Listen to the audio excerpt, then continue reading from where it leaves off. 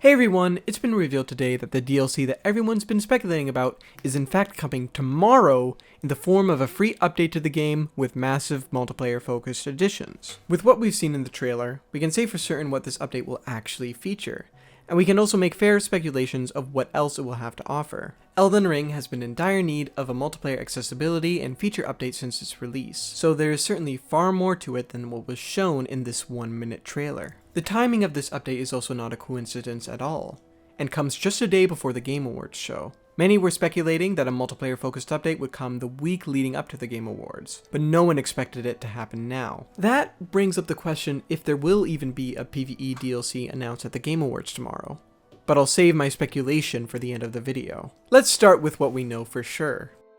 The Colosseums that have been present since the game's release but strangely inaccessible have been opened with what seems to be numerous PvP focused game modes. Data miners have looked into these Colosseums before, but what we actually have gotten seems to be far more refined and fitting for these kinds of chaotic team battles and spear dash game modes that we now know we're getting. Speaking of those, it has been confirmed that there is a 3v3 mode in this arena, which would certainly require the game's original hard 4-player limit to be broken. The community has been requesting this limit be raised to 6 for a while, but both according to speculation and reverse engineering research by numerous community members, it seems that the limit may have been at 4 players due to technical limitations with last-gen consoles. We don't know the details of the issues and how they resolved them, and neither do we know if this player limit has been raised purely in these arena game modes, or if we'll be able to have 6-player sessions in the open map. The beginning of this trailer showcases 3 players cooperating together, which does in a way suggest that the 4-player limit may have not been raised outside these arenas, as 3 was the existing limit for co-op teams with 1 slot reserved for invading phantoms. I'd imagine if the player limit was raised elsewhere, they would have showcased it in this trailer. More discussion on that in a sec. But back to what we know about the arenas. From the trailer, we can assume that there are at least 3 different game modes. Pure 1v1 duels, duels featuring spear dashes, and team 3v3s. From arena game modes and past From Software games, we can also assume there will be other game modes, with varying player limit options, and team options, such as the Arena Brawl game mode of Dark Souls 3, where you could have a free-for-all deathmatch with up to 6 players, which was the way to have endless fun with friends in PvP, which contrasts well with the more competitive-focused team fights or duels. As for the specifics of these game modes, such as the time limits, matchmaking parameters, rules, arena select options, and player count options, we don't know for sure, but I do hope they offer more freedom than previous games did, while retaining a level of balance and fairness. I'll reveal my full concerns and suggestions regarding this later in the video. Like I mentioned at the beginning of the video, a multiplayer accessibility and feature update was a long time coming. The game was unfortunate to launch with a complete lack of immersive multiplayer covenants that were core to previous Souls games, and had still countless design issues with its multiplayer features that actively push players away from utilizing them.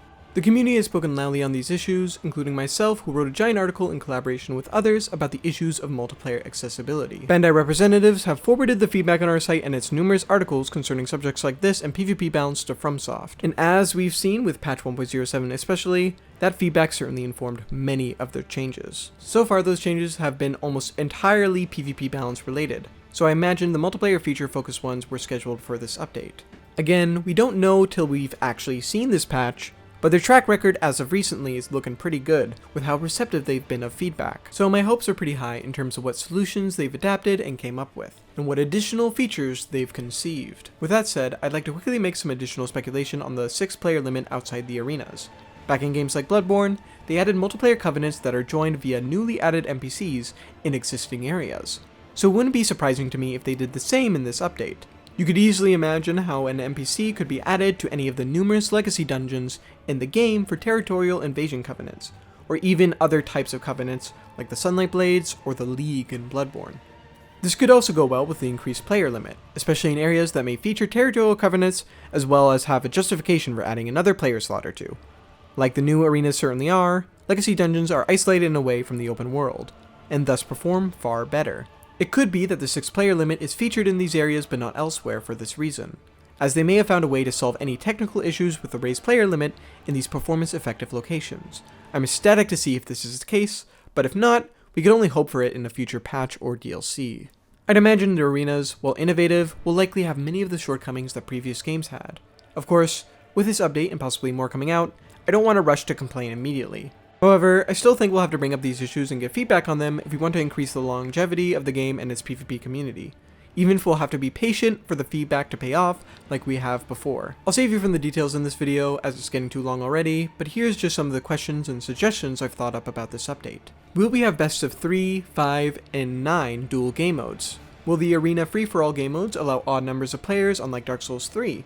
Will free-for-all and teamfight game modes allow custom time limits? Because, if so, that would be cool as hell.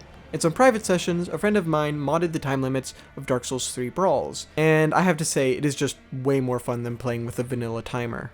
Will there be other, smaller arenas than just the same giant circle coliseums in the trailers? It would be really nice if we could get a rectangular arena for those interested in more competitive PvP, as corner pressure is a pretty fundamental aspect of it. Will Mimic Deer be allowed as a spirit summon? It should at least be separate from the normal Spirit Ashes game mode. And finally, come on, we need a jousting game mode. To finish off, I think it is important to address the question that everybody is asking. What does this update's timing mean? Some thinks it means there may be no DLC announcement at the Game Awards, and this update was simply to buy them time for an actual DLC announcement at a later date. But I'm not so sure. These games always get an update before the DLC that is available to all, regardless if the player purchases the DLC. The only difference here is that you don't need to pay to access the arenas, unlike Dark Souls 1 and 3. So I wouldn't be so quick to join the Doubters pack, especially with the fact that they've been wrong before. Anyways, I'll probably do an update video later tomorrow after I get my hands on and look deep into the new patch. That's to summarize what we were able to figure out with an ounce of nuance, and maybe I'll go into further detail on later videos. Be sure to subscribe for more Souls in-depth content, join the community Discord, follow my Twitter because I'm using that more, subscribe on Patreon if you'd like to join the lovely people on screen, and see you guys later.